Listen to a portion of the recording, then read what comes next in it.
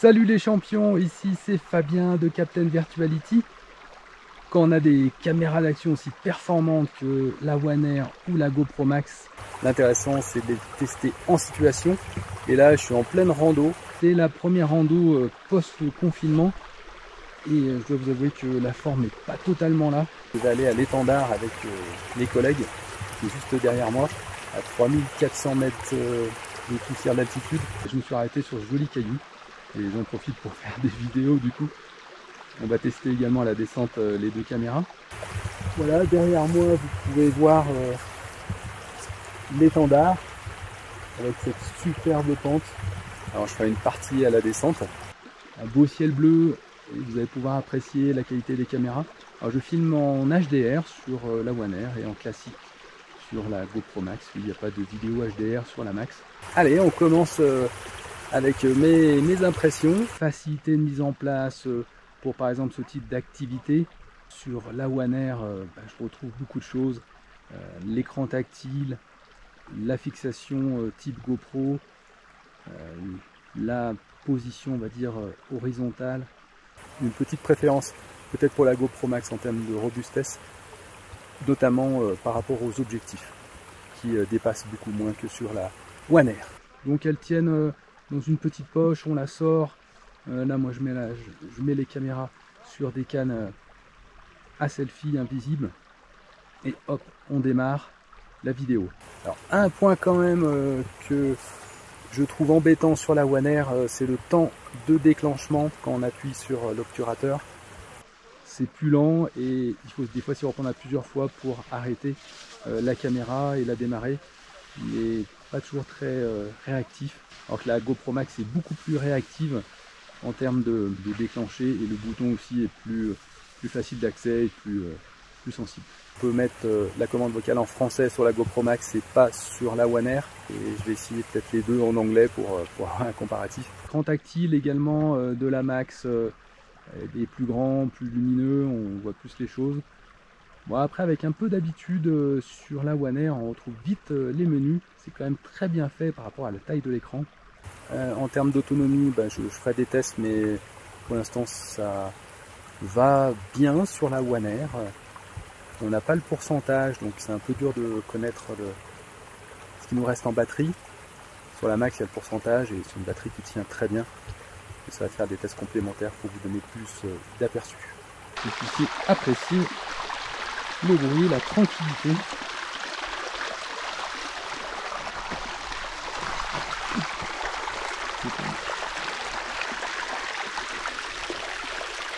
Voilà, un petit proche de vaisseau. On va apprécier le bruit.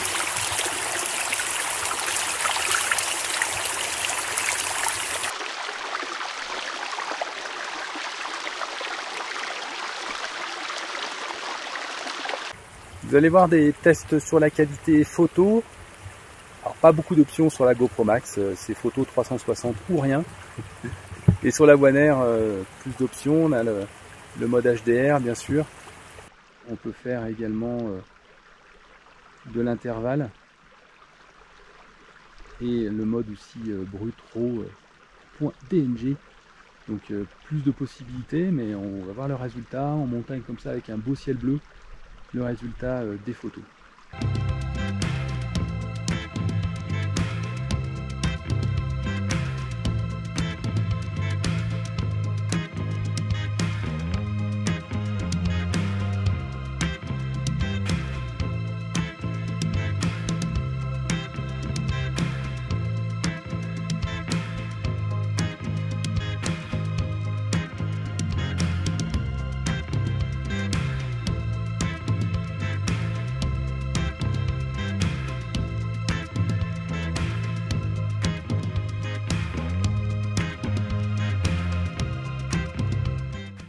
Ouais. 4 heures, hein, c'est pareil. 4 heures, combien je peux mettre déjà 3464. 3400, quasi 3500. Ah ouais, c'est une belle trotte là. Ah non mais là. On a même pas fait la moitié là, encore. C'est la distance.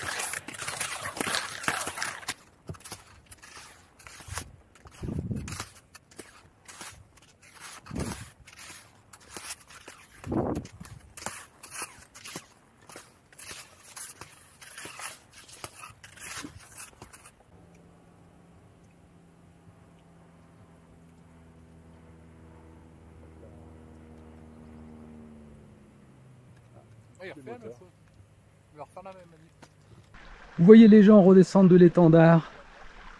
Il fait très chaud aujourd'hui, donc c'est de la neige printemps, mais qui est agréable à skier.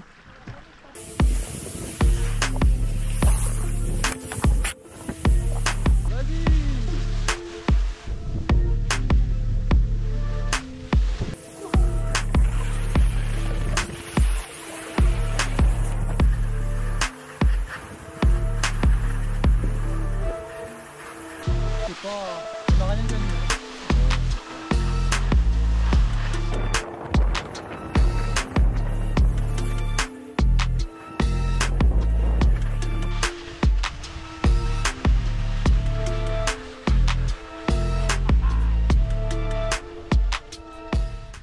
J'ai souhaité faire un test comparatif en situation, en caméra d'action. Pour vous donner mon avis, j'ai testé 5 critères.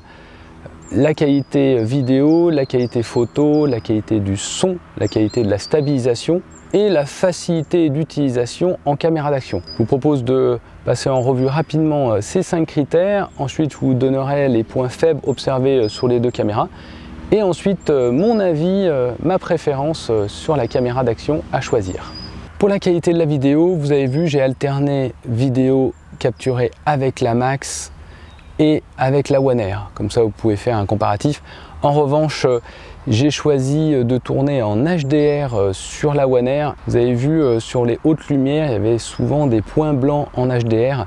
Je pense que la luminosité était trop importante et le HDR n'était pas forcément la bonne option pour la One Air. Mais j'ai testé la One Air dans d'autres situations sans le mode HDR et je suis satisfait des rendus couleurs. Alors une image plus contrastée que la One X qui se rapproche un petit peu de la GoPro. Sur la GoPro Max, le rendu de couleur est un point fort et ça reste vrai, même si on voit qu'elle a tendance à accentuer les ombres. Des fois, il y a des différences de contraste un peu trop importantes. Pour la qualité photo, difficile de se faire une idée avec le test que j'ai fait. Le but était quand même de se concentrer sur la partie caméra d'action et vidéo. Vous avez vu le rendu HDR de la One Air qui est très satisfaisant. Alors, les couleurs sont pas toujours très naturelles, ça crée un peu plus de contraste, mais le rendu est vraiment très bien. En plus en HDR, vous avez plusieurs niveaux. Vous pouvez faire 3, 5, 7 et 9. Donc vous avez pas mal d'options sur la One Air. Pour la GoPro Max, la photo n'est pas son point fort, mais elle s'en sort finalement pas trop mal sur la qualité photo. Pour la qualité du son, alors dans ce montage, c'est uniquement prise de son avec l'une ou l'autre des caméras. À chaque fois que vous avez l'image de la GoPro Max, vous avez le son de la GoPro Max et pareil pour la One Air. J'ai ajouté un gain de 15 décibels pour le montage pour avoir un niveau sonore acceptable. Le son de la One Air est plus important que sur la GoPro Max, mais il est également moins net. Mais je vois une amélioration de la prise de son par rapport à la One X qui avait un bruit, une prise de son un peu métallique. Et sur la One Air, je trouve qu'ils sont améliorés en prise de son.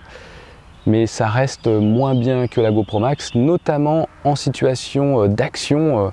Donc là, avec par exemple du vent et le bruit des skis, là j'étais obligé de descendre beaucoup la One Air par rapport à la GoPro Max, sinon ça fait vraiment mal aux oreilles.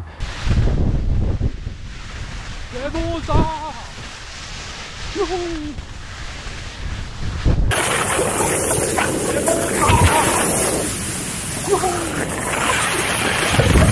La qualité de la stabilisation des 2 caméras, vous avez vu quelques tests en situation des 2 caméras, et ben c'est excellent pour les 2 caméras. Moi je vois pas de différence entre les deux. Vous pouvez vraiment embarquer votre caméra sans avoir de vibration. La One Air se rapproche beaucoup de la GoPro Max en termes de fixation, etc. Alors c'est pas vraiment plus pratique que sur la One X, la One Air.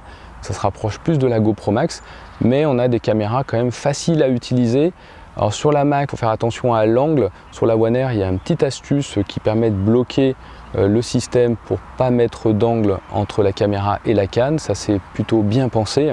Les points faibles que j'ai observés sur la One Air à la prise en main, je l'ai indiqué dans la vidéo, c'est le temps pour déclencher une vidéo, quand on appuie sur l'obturateur, je trouve que c'est lent et on ne sait jamais si c'est vraiment bien lancé ou pas, donc on a tendance à réappuyer sur le bouton, ça arrête la vidéo. Également, un point un peu plus embêtant que j'ai observé pendant cette vidéo, quand j'ai placé la One Air au soleil sur le caillou et qu'il y avait le soleil qui tapait dessus, j'ai observé un point de buée à l'intérieur d'un des objectifs de la One Air.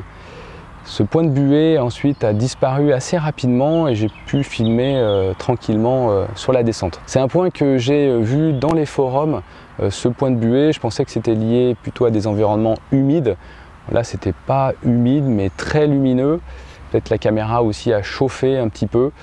Pour les points faibles de la Max versus la One Air, j'ai observé la zone de raccord sur le casque. C'est-à-dire quand on met la caméra sur le casque, il y a une zone de raccord qui est beaucoup plus visible sur la Max que sur la One Air. C'est moins esthétique quand on place la caméra dans cette position. Et ensuite sur la GoPro Max, sur le mode photo, quand on importe une photo, on n'a pas toujours l'horizon qui est bien plat sur la photo.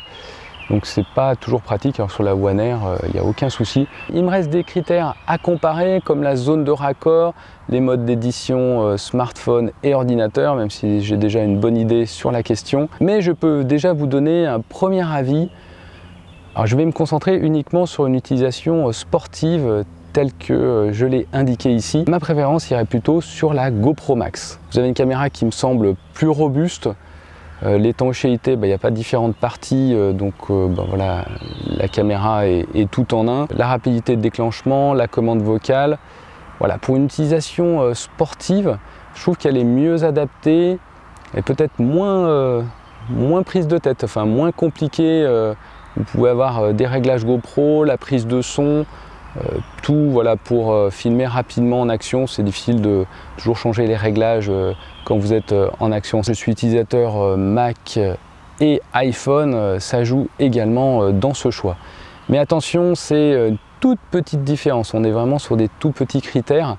Si vous décidez d'investir dans la One Air, vous n'allez pas être déçu. Vous avez une caméra également qui est modulaire, un côté plus ludique sur la One Air. Vous pouvez créer plus d'effets avec l'application. Et on est quand même maintenant sur une nouvelle génération de caméras avec écran tactile, performante en couleur, en son. On a vraiment des caméras maintenant hyper performantes avec une hyper stabilisation. Donc on est sur vraiment du solide sur ces deux caméras. Je vous remercie pour votre attention. N'hésitez pas, si vous avez aimé la vidéo, à me laisser un pouce bleu vers le haut, ça m'aide. Et également vous abonner à la chaîne pour avoir mes prochaines vidéos. Moi je vais aller me mettre à l'ombre car il commence à faire un peu chaud.